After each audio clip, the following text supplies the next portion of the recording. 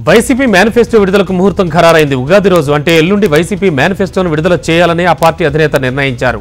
అమరావతి వేదికగా ఎన్నికల ప్రణాళికను విడుదల చేయనున్నారు జగన్. గతంలో జగన్ ప్రకటించిన నవరత్నాల ఎజెండాగా వైసీపీ మేనిఫెస్టో రూపొందింది.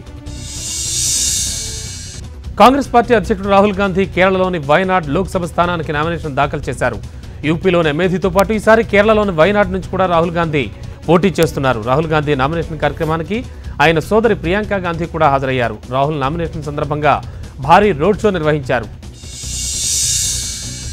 మాయావతిపై కేంద్ర మంత్రి సుల్తాన్పూర్ లోక్సభ నియోజకవర్గ బీజేపీ అభ్యర్థిని మేనకా గాంధీ సంచలన ఆరోపణలు చేశారు. బీఎస్పీ పార్టీ అధినేత్రి మాయావతి ఒక్కో లోక్సభ సీట్ను 15 నుంచి 20 కోట్ల రూపాయలకు అమ్ముకున్నారని ఆరోపించారు. తాము అధికారంలోకి వచ్చిన వెంటనే చొరబాటుదారులను ఏరి పారేస్తామని భాజపా జాతీయ అధ్యక్షుడు అమిత్ షా అన్నారు. అక్రమంగా దేశంలోకి ప్రవేశించిన వేల మంది రోహింగ్యాలను అడ్డుకున్న ఘనత బీజేపీదే అన్నారు.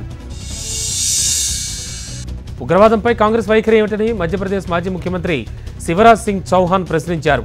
కాంగ్రెస్ పార్టీ ఎన్నికల హామీలు ఆ పార్టీ ఉగ్రవాదానికి అనుకూలంగా ఉన్నట్లు కనిపిస్తున్నాయని ఆయన చెప్పారు. ఉగ్రవాదంపై ప్రధాని మోడీ ప్రభుత్వం చేపట్టిన చర్యల వల్ల జమ్మూ కాశ్మీర్లో రాళ్లు రువ్వే ఘటనలు తగ్గిపోయాయని, ఉగ్రవాదాన్ని నియంత్రించగలిగారని ఆయన చెప్పారు. కేంద్ర ఎన్నికల సంఘం నుంచి ఏపీ డీజీపీకి కాల్ వచ్చింది. ఏపీ ఇంటెలిజెన్స్ చీఫ్ బదిలీ జీవో వివాదంపై వివరణ అడిగేందుకే డీజీపీని కేంద్ర ఎన్నికల సంఘం పిలిచినట్లు సమాచారం.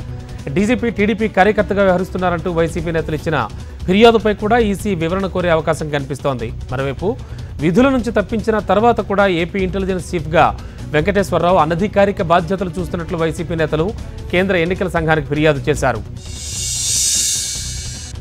ఎన్నికల వేళ దేశవ్యాప్తంగా నగదు భారీగా పట్టుబడుతోంది. ఎన్నికల షెడ్యూల్ విడుదలైనప్పటి నుంచి ఇప్పటివరకు 377 కోట్ల 51 లక్షల డబ్బును అధికారులు సీజ్ చేశారు. అలాగే 312 కోట్ల విలువైన బంగారు, వెండి నగలను కూడా స్వాధీనం చేసుకున్నామని కేంద్ర ఎన్నికల సంఘం ప్రకటించింది. ఇక 157 కోట్ల విలువైన మద్యంతో పాటు 705 కోట్ల విలువైన మత్తు పదార్థాలు కూడా పట్టుకున్నారు. ఇక పట్టుబడిన డబ్బులో ఏపీ, తమిళనాడు రాష్ట్రాల్లో సీజ్ చేసిందే అత్యధికమని ఈసీఐ వివరించింది.